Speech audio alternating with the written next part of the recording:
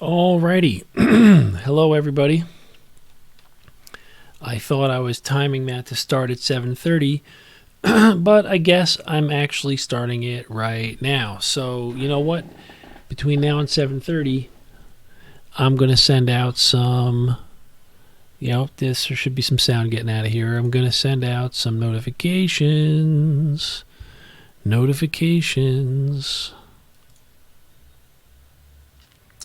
All right, here we go. All right. Notifications.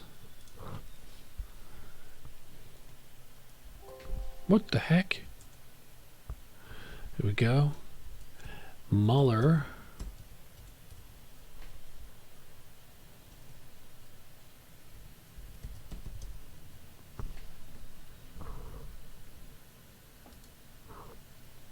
Mueller report.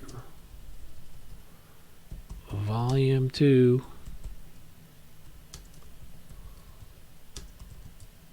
Summary live. And I better put the URL in there so that you guys can get to it. And that is right over. Where is it?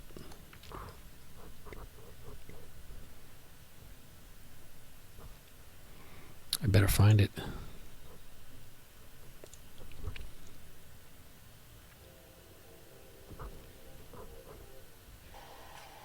I'm Charlie Stern. This is Red. That is right over. This is a terrible way of doing things. Copy. Here. Better find it. Tweet.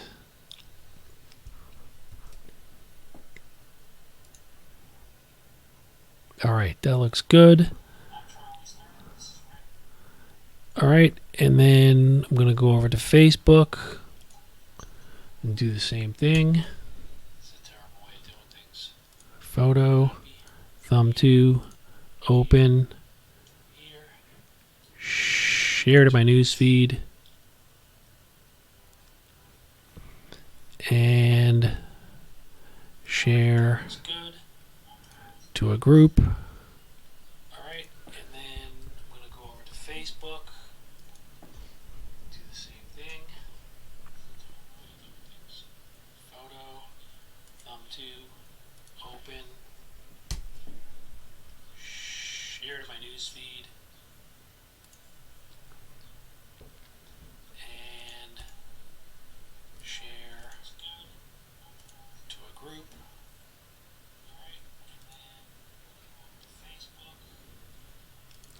Share on a page.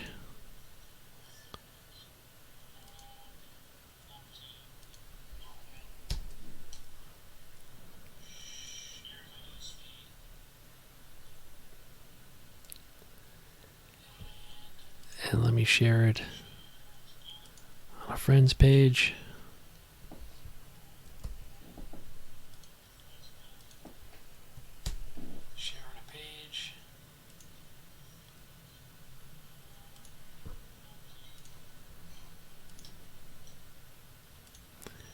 Share in a group. And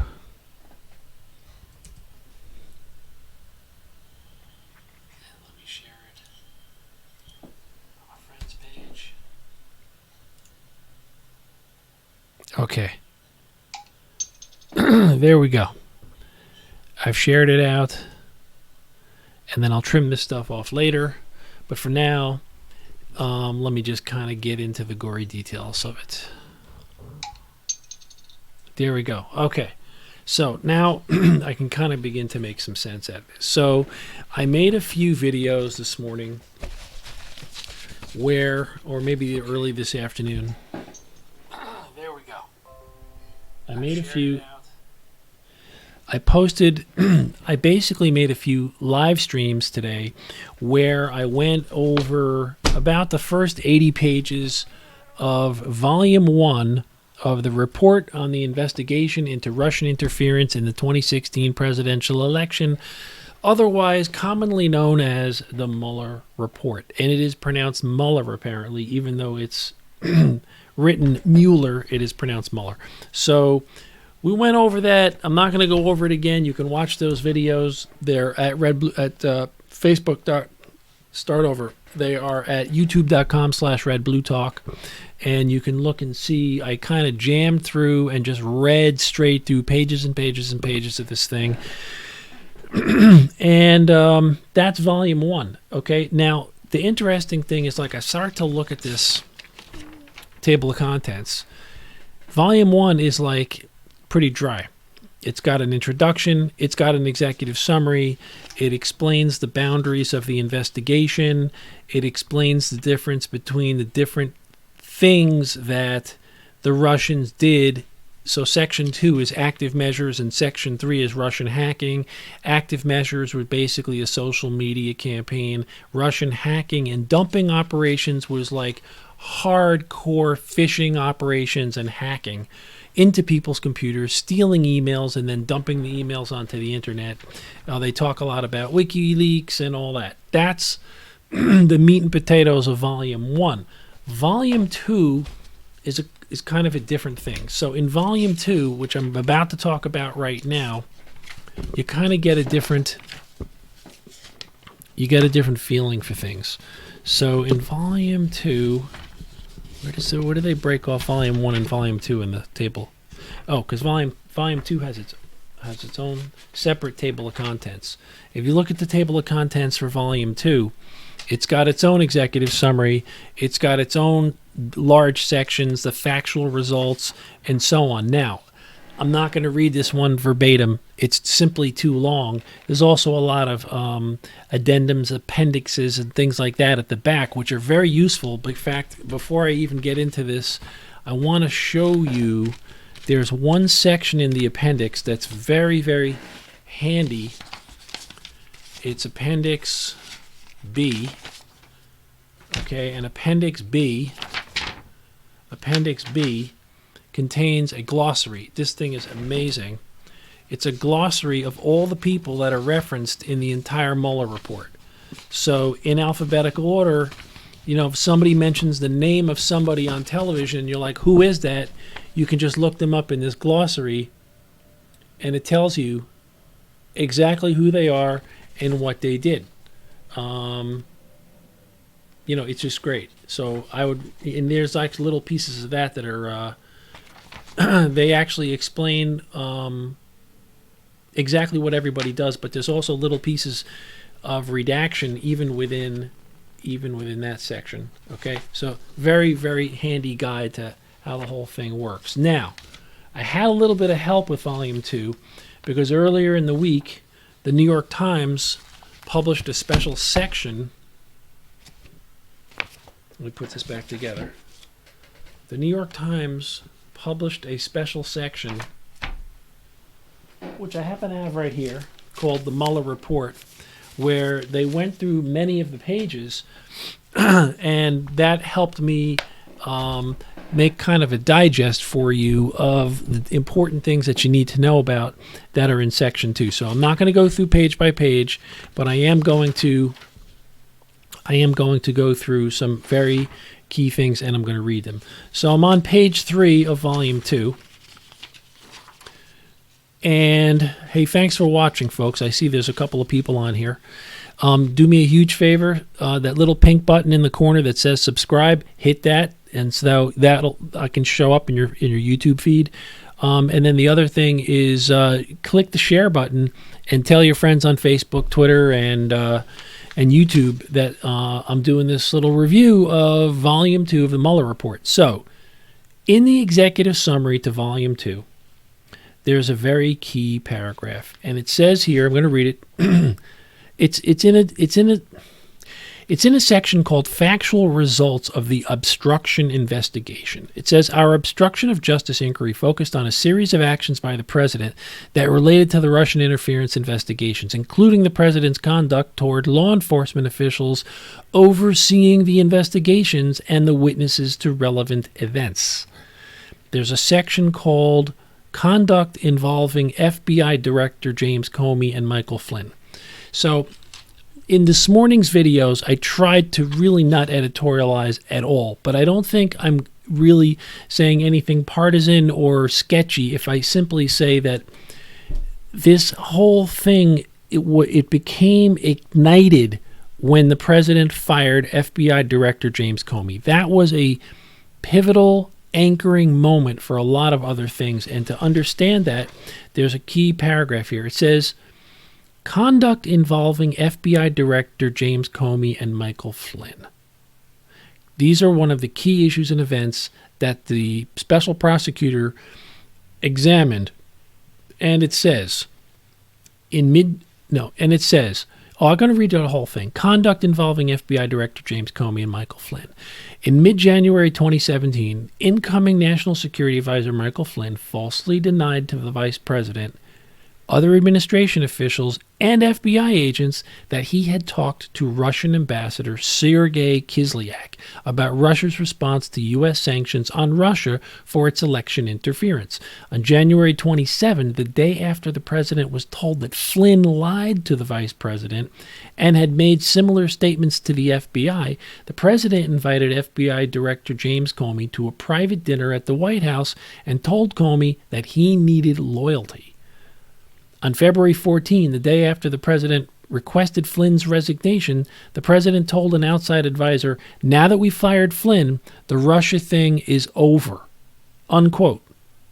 The advisor disagreed and said the investigations would continue. Now, later that afternoon, the president cleared the Oval Office to have a one-on-one meeting with Comey, referring to the FBI's investigation of Flynn. The president said, this is the same day, mind you, the president said, quote, I hope you can see your way clear to letting this go, to letting Flynn go. He is a good guy. I hope you can let this go, period, end of quote. Shortly after requesting Flynn's resignation and speaking privately to Comey, the president sought to have Deputy National Security Advisor K.T. McFarland draft an internal letter stating that the president had not directed Flynn to discuss sanctions with Kislyak. McFarland declined because she did not know whether that was true, and a White House counsel's office attorney thought that the request would look like quid pro quo for an ambassadorship that she had been offered. So K.T. McFarland, this is complicated. This is very complicated. I hope you can let this go.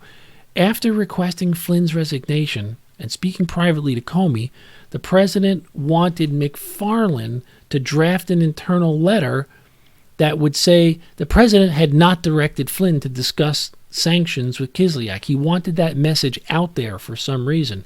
McFarland declined because she did not know whether that was true.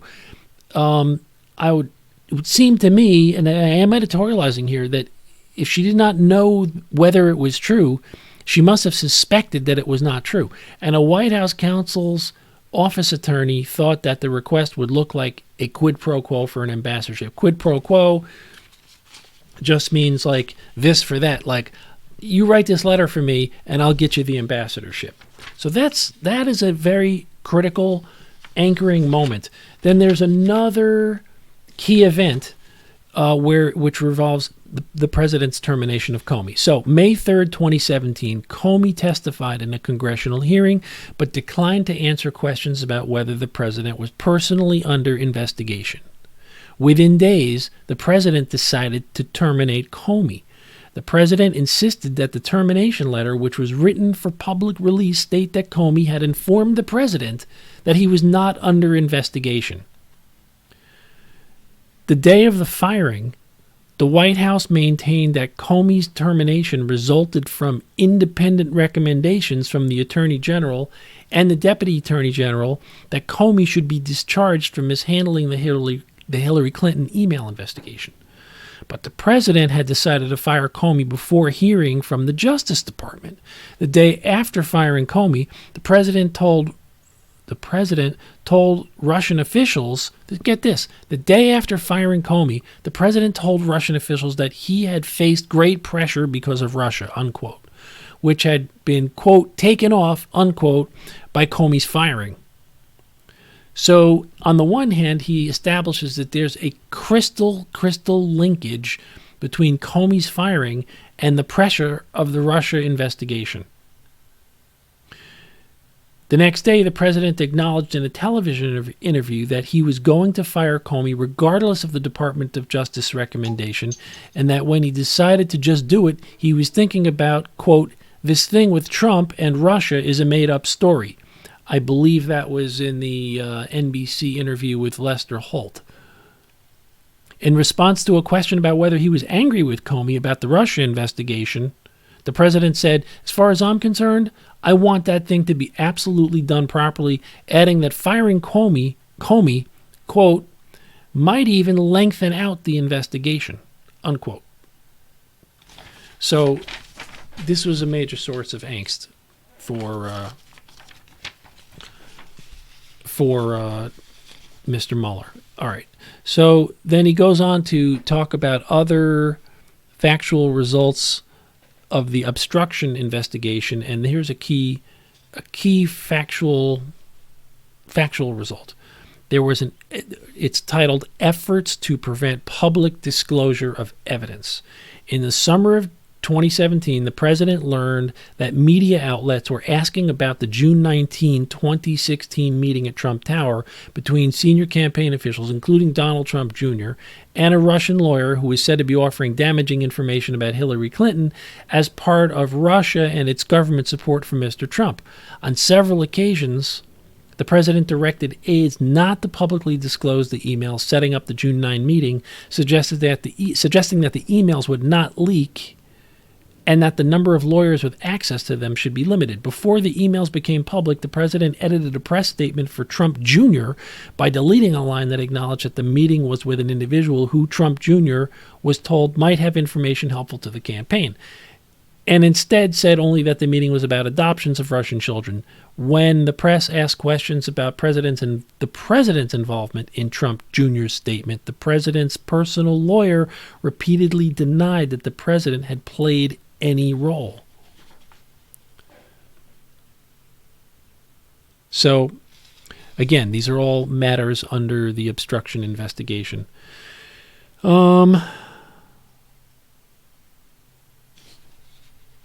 Further efforts to have the Attorney General take control of the investigation. In early summer 2017, the president called Sessions at home and again asked him to reverse his recusal. Asking the Attorney General to reverse his recusal seems to be another sticking point and another one of these things that, for lack of a better, I don't have a better legal explanation because I'm not an attorney, but I think it confused the investigators. Why Trump would ask his Attorney General to reverse a recusal on the Russia investigation, that certainly is something that raised the antenna for the people who were trying to figure out if there was obstruction.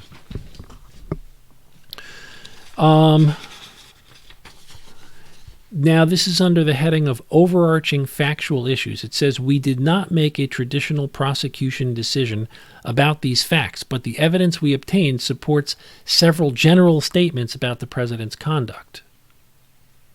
Several features of the conduct we investigated distinguish it from typical obstruction of justice cases." Again, I'm just pulling out some specific things that really I think are anchoring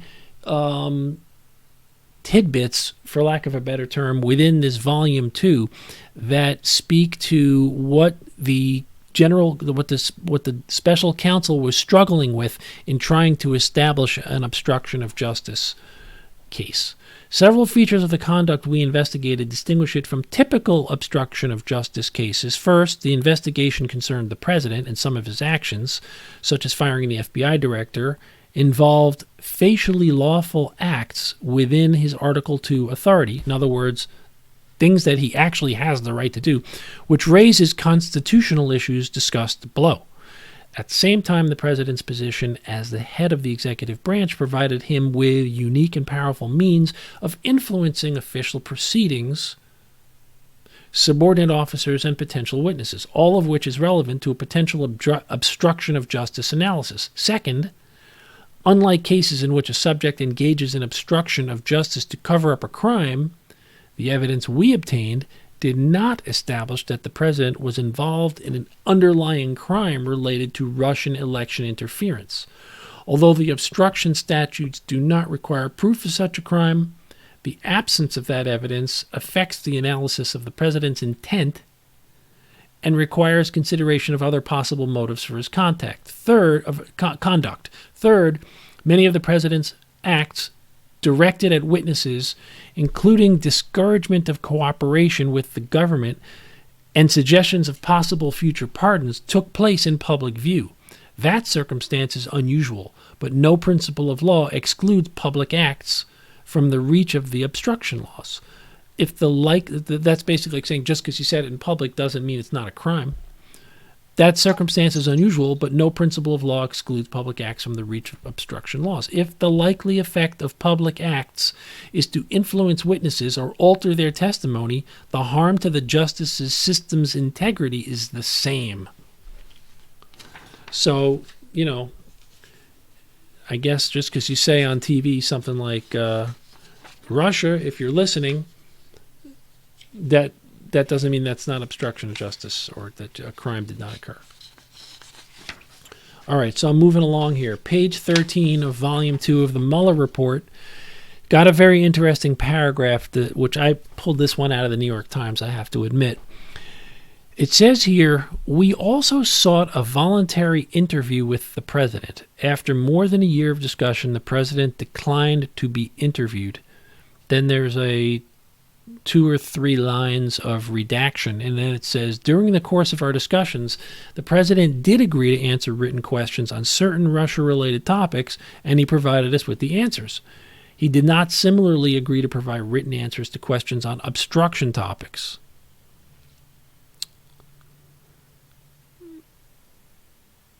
Or questions on events during the transition.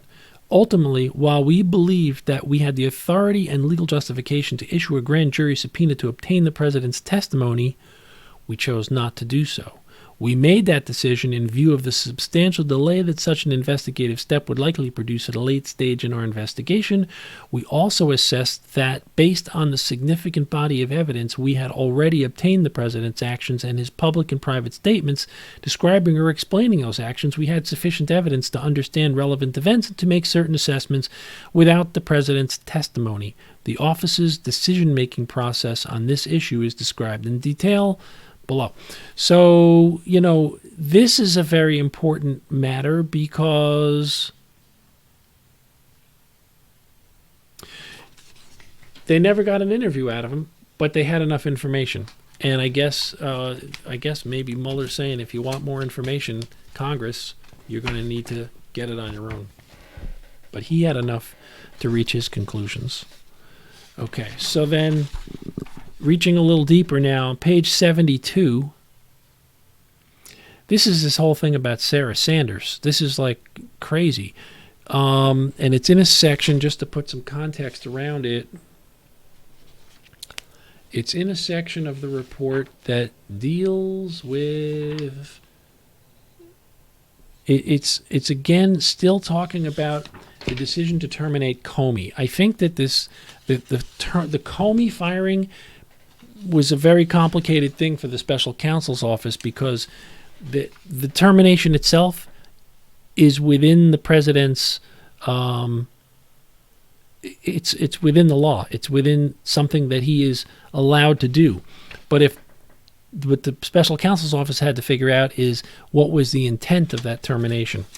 And that's a vexing problem that I'm not even clear they got to the bottom of. In the afternoon of May 10, 2017, Deputy Press Secretary Sarah Sanders spoke to the president about his decision to fire Comey, and then spoke to reporters in a televised press conference. Sanders told reporters that the president, the Department of Justice, and bipartisan members of Congress had lost confidence in Comey, quote, and most importantly, the rank and file of the FBI had lost confidence in their director. Accordingly, the president accepted the recommendation of his deputy attorney general to remove James Comey from his position, unquote.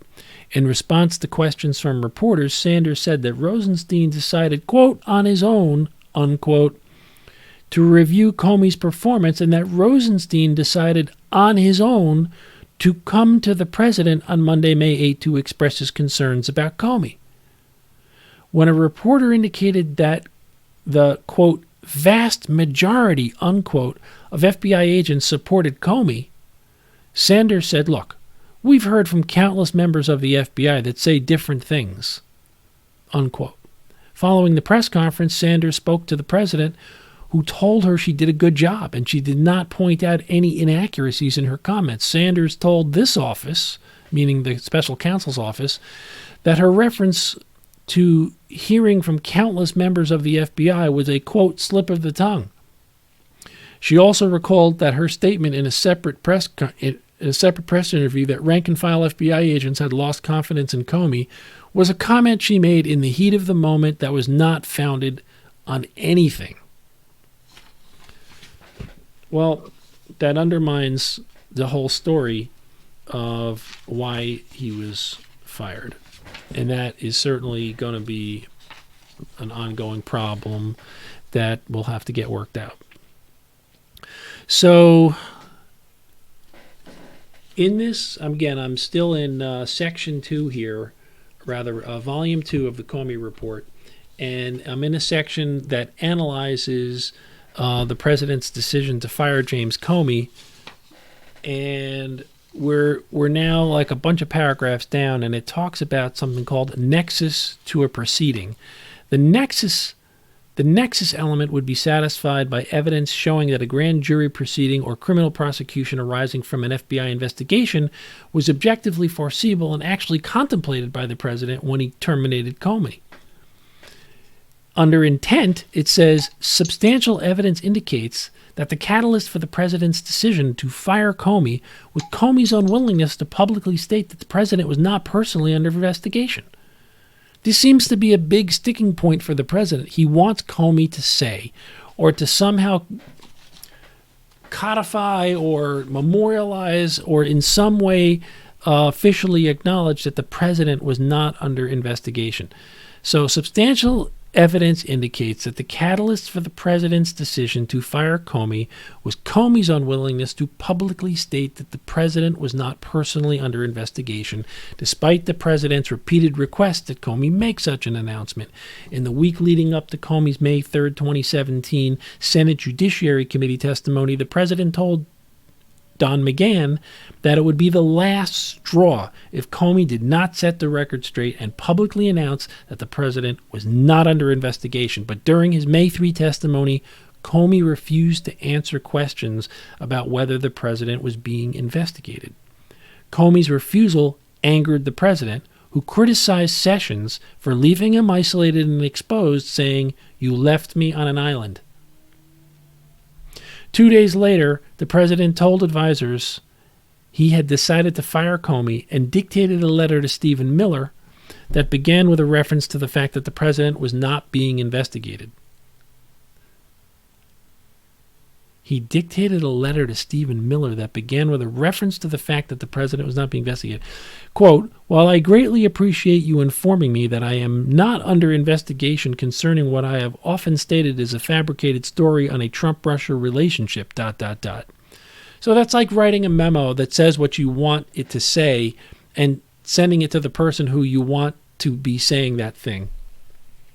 Like, you agree with me, correct? That so-and-so. Okay. The president later asked Rosenstein to include Russia in his memorandum and to say that Comey had told the president that he was not under investigation. And the president's final termination letter included a sentence at the president's insistence and against Don McGahn's advice, stating that Comey had told the president on 3 separate occasions that he was not under investigation. Okay, I'm convinced that Comey was fired because he refused to say, "Mr. President, you're not under investigation."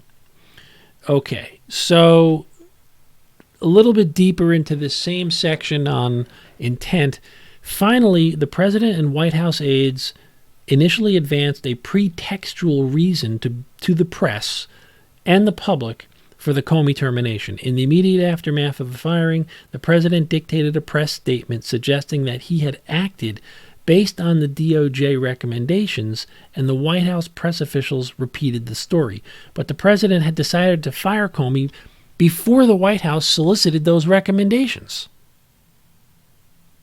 So it's like he made up his mind what he wanted to do, and then the White House sort of reverse engineered their actions in order to conform to what he was going to do, it sounds like. But the president decided to fire Comey first. Okay. Although the president ultimately acknowledged that he was going to fire Comey regardless of the Department of Justice's recommendations, he did so only after DOJ officials made clear to him that they would resist the White House's suggestion that had prompted the process that led to Comey's termination.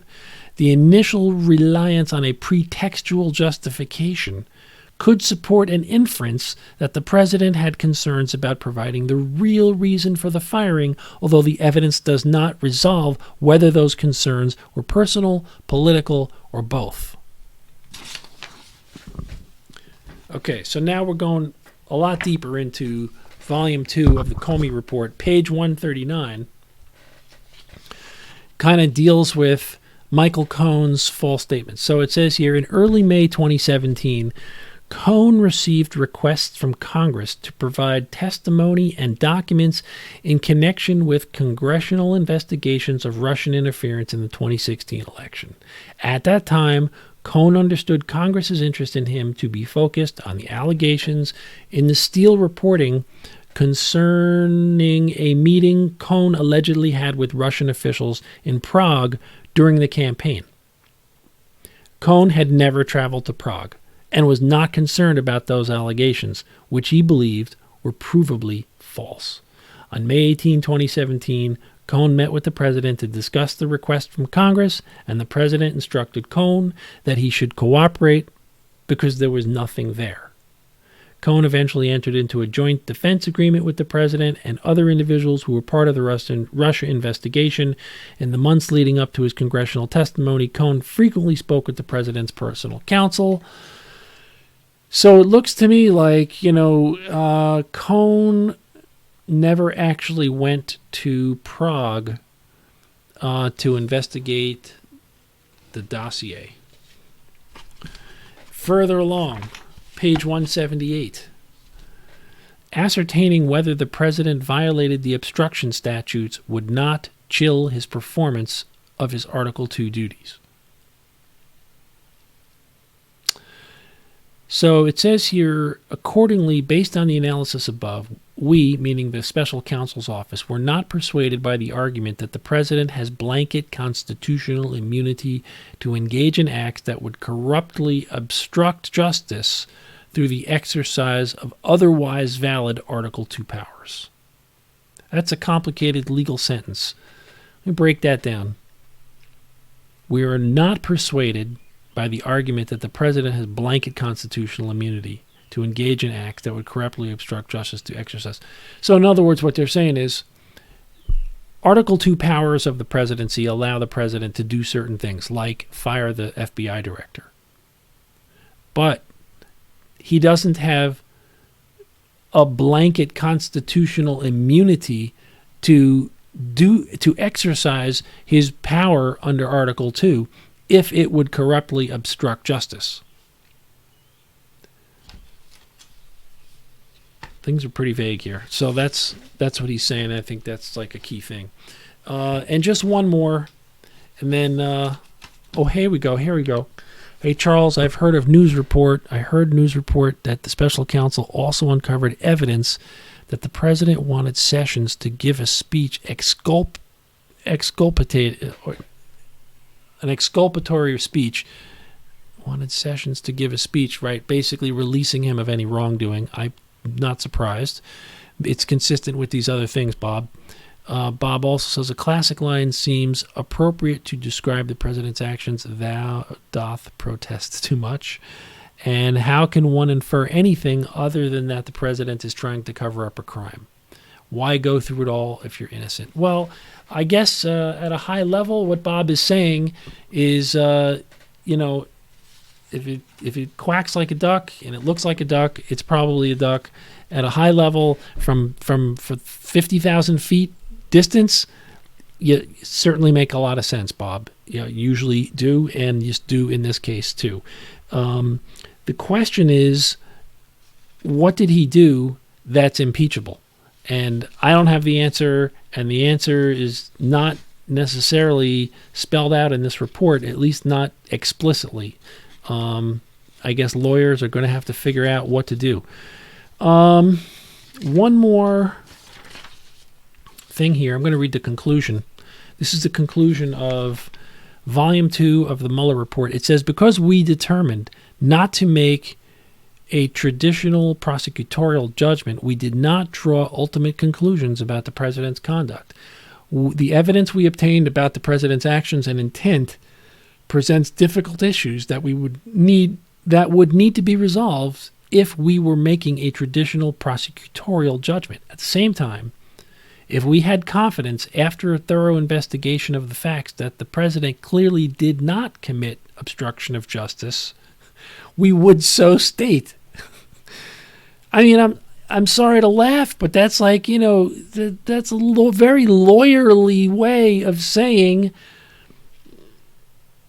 we don't know.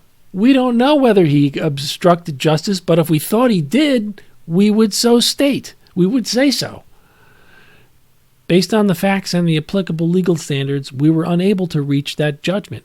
Accordingly, while this report does not conclude that the president committed a crime, it also does not exonerate him. So there's no conclusion, there's no exoneration, and with those famous words, this report basically needs to be acted upon by the United States Congress. And this is just my editorial, but it seems to me, if you need something done, Congress might not be, the most efficient way to achieve anything. My understanding, somewhere I heard a report this weekend that Nancy Pelosi apparently has got an emergency meeting with the Democratic members of Congress that's supposed to take place on Monday, and it's apparently on a grave topic. So I guess we'll have to see. It'll be very interesting what they come up with. But at the end of the day, I'm just going to repeat something that I've heard a bunch of times, which couldn't be as square as I can make it. You can read this entire 400-page report again and again and again. And at the end of the day, the only thing that's going to cure this problem is a good candidate and an election in 2020. That's what has to happen. And if the Democratic Party wants to put a point on this and put an end to this insanity, I think we just have to all acknowledge that the United States was attacked on multiple fronts using cyber warfare in 2016, that the election was cooked, and I don't know whether this candidate would have been elected otherwise. Certainly the signs point to that the influence of the social media hacking and the phishing attacks did have a material impact on the election. It certainly looks like a whole lot of people in President Trump's orbit knew what was going on, and in some ways, mild and not so mild, they participated in it, and they benefited from it, and here we are. So at the end of the day, the only thing that's going to fix this is an election, and the constitutional scholars will have to decide what happens if we don't have an impeachment, what precedents might that set. It's quite a mess. Anyway, I hope that this was helpful review of the report on the investigation into Russian interference in the 2016 presidential election. Red Blue Talk is my channel where I talk about how politics and government impact people's lives. I do blog articles and on different topics, redbluetalk.com. I love hearing from people, so hit me up on Twitter at redbluetalk. Subscribe right here, right now, in that little pink icon in the corner of the screen. I'd love to hear from you. And until next time, Thank you, and good night.